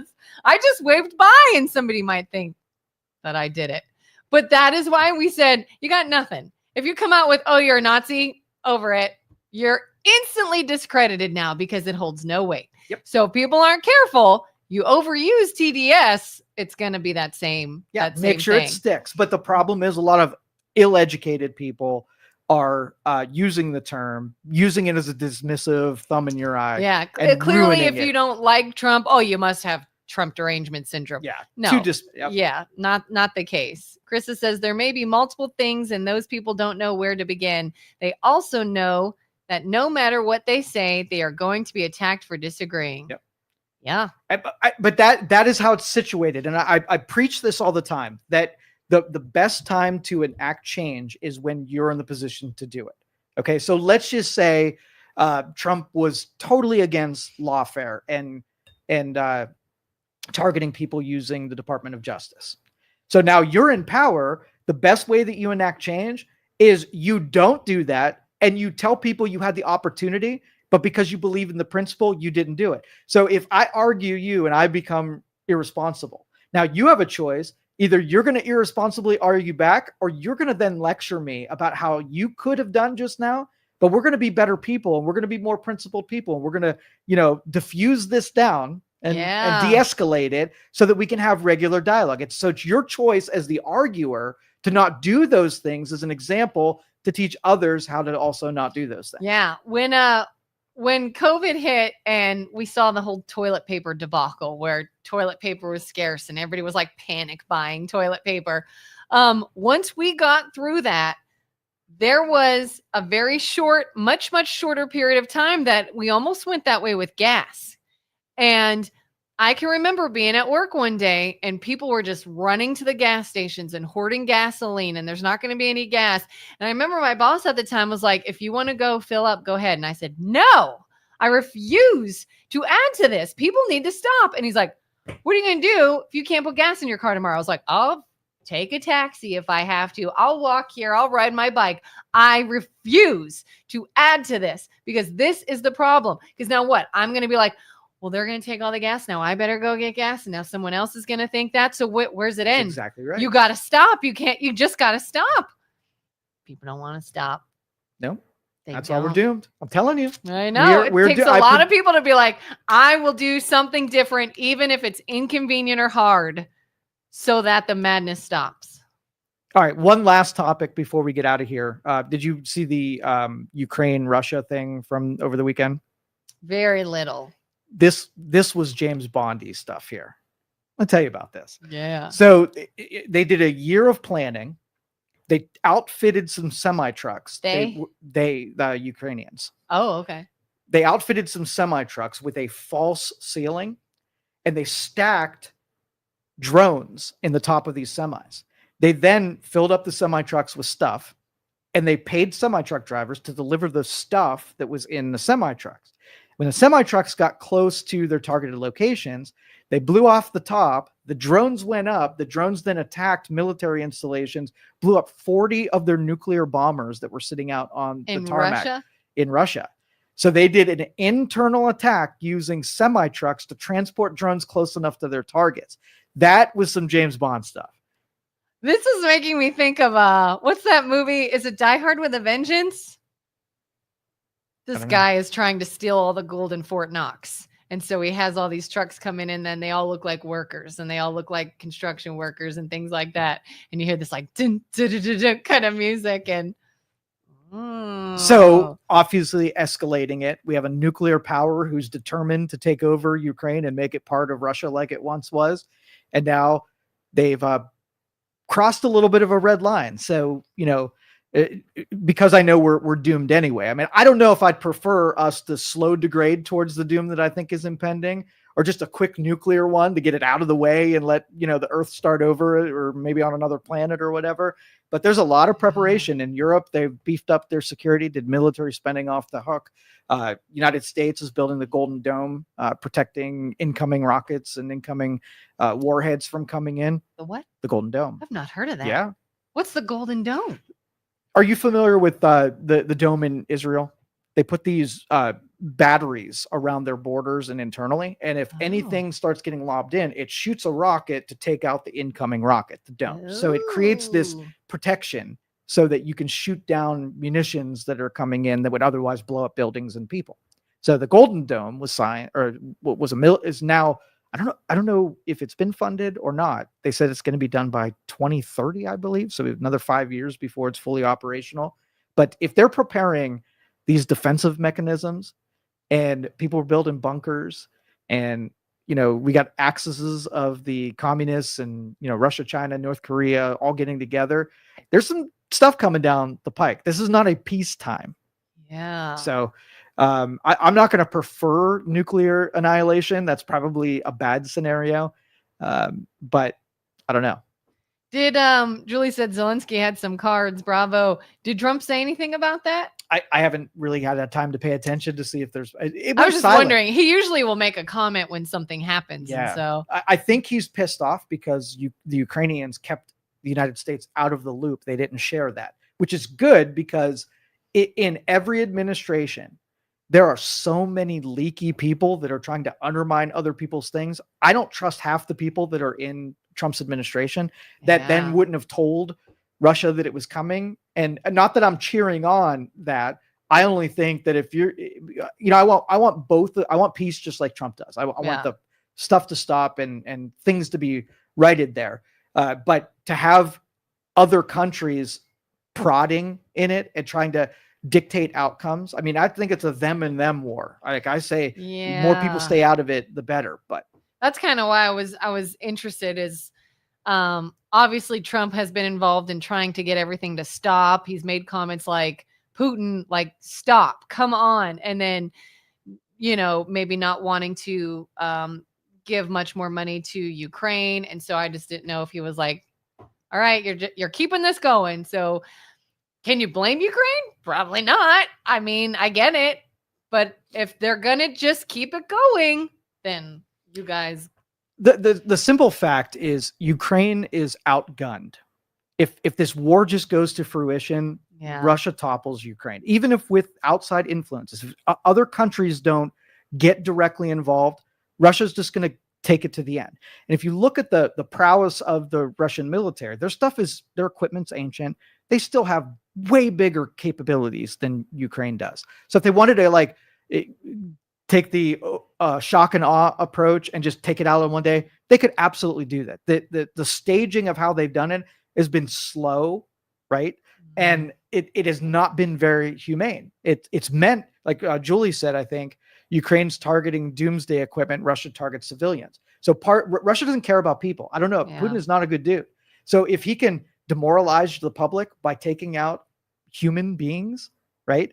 He's going to do that because he is ruthless. He is not a good dude at all. And so where Ukraine is taking the conventional military approach, we're taking out your capabilities, taking out your bombers, sabotaging your military. And it's a good approach, but I don't think they could take out enough of Russia to even the score on who's got more might. It's kind of like this. You almost feel like you want to be like Team Ukraine, but at the same time, you're like, know when you can't win and just get it. How do we stop? Exactly. Yeah. Stop the fight. And that's why I think the approach that Trump is the least popular approach. Everybody loves, flexing your might and showing how powerful your military is you can. So taking the peaceful approach, because you got to ignore one thing. Putin has, in the last 2 decades, taken over 2 countries and made them part of Russia. They annexed back Crimea, and what was the other one? There's another one that they took right before that. But anyway, I don't know. And this is the third Gaza? one. I don't know. But they have a doctrine that says exactly what they're going to do. All of the land lost, we're going to take back over the next century, right? So they're going to do it, and it's a matter of the negotiation isn't, if you were negotiating that and say they've already done it, are you going to tell them to give back Crimea? Are they going to say, "Hey, Putin, I know you want to take Ukraine. How can we talk you out of doing that?" I mean, he's not going to do that. Yeah. And again, it feels like that if you are for the idea of let's just stop and have peace, then you're against Ukraine. Then you're for Putin. Because we have this divisive all or nothing, for or against this mindset where it's like nobody wants to say Putin deserves anything good or Putin deserves to get his way and Ukraine should just, bow out. Like nobody wants that. But when you're beaten, you're beaten. And how much do you want to lose? If you can stop it so it doesn't progress right now, because if you take it to fruition, you have to say, if you were like, we got to defeat Russia, we got to stop the war with Ukraine, and then take the territories that they took over the last 2 decades and give them back to those people. Do you have the ability? Are you really making the argument that you want to go conquer Russia? If that's on the docket, then fine, go do that. But talking Putin into giving back what he already said he's not going to do, like, you're at an impasse. Yeah. So it's just going to be this conventional back and forth, humiliating war. They play long games. China, Russia, those countries play the long game. They will give up short losses to get the overall goal, which is I'm going to take back all of my territory because I said that's exactly what I was going to do. So I know it feels bad to know, like, well, okay, we're just going to let Russia win. That would be a misunderstanding of geopolitics, international politics, that somehow we're going to be willing to do enough to completely defang 3 of the biggest adversaries that we have and pretend like they don't have the ability to make life very, very miserable and have massive casualties in that pursuit. Yeah. So you got to commit. If that's what you're committing for, do it already. So Julie says Ukraine should do what? Concede their country? I mean, I don't think it's too late because there's only portions of it that have been conquered by Russia. Yeah. They haven't gotten the capital. And so if you had some... here's the thing. The dividing line is Russia's already had losses. They've already had some gains. How do you get them to step back and not just say, we're already invested in this, dude, we're going to take the rest of this thing? What do you have to do to them? What would be the strategy? You're not going to willingly do it. I keep thinking, if we take some people's opinions and we like, fine, we're all in with Ukraine. We're going to support Ukraine. We're after you, Russia. And Putin's like, all right, nuke on America. And then you wish maybe we didn't do that? But Russia, China, and North Korea have already banded together. So if America jumps in, you have just started World War III. That is, you're picking World War III, right? Yeah. Or giving up Ukraine and for the sake of peace. Yeah. Which one are you better with? Yeah. Yeah. Sometimes things just suck. They do. But the alternative is worse. I'm telling you. So the best good option is to stop this from happening right now. We don't have a good answer for trade to say, like, if the lines that Russia's conquered become part of Russia, the rest of Ukraine is safe and they stop blowing each other up, you pause it and then you start negotiating when people aren't dying. Right. So that approach is good, but Trump is a terrible presenter of this. He's awful at bringing everybody together over the reasonable nature of what should happen. Because here's what we'd say. If Trump was sitting in that seat right now, it'd say, hey, what do you feel about the Ukraine? Well, Biden, he messed everything up. If I could go back in time, I would have done it different. Okay, dude, but you can't go back in time and you got to deal with what's here. What do we do So now? Let's talk about here, right? Yeah. And you're not, I've got to clean up all the messes from the previous administration. I would disallow him from using Biden's name or any history before yesterday. Oh, that's my biggest. I know Hit the button. We're almost out of time, but that is my biggest gripe is everything Trump is asked. I got to hear a whole dissertation about what Biden did. And I'm like, We get it. We get it. We're talking about now and forward. Talk about smart stuff from this point going forward. Break the habit to move on. All right, we're out of here. Have a good one.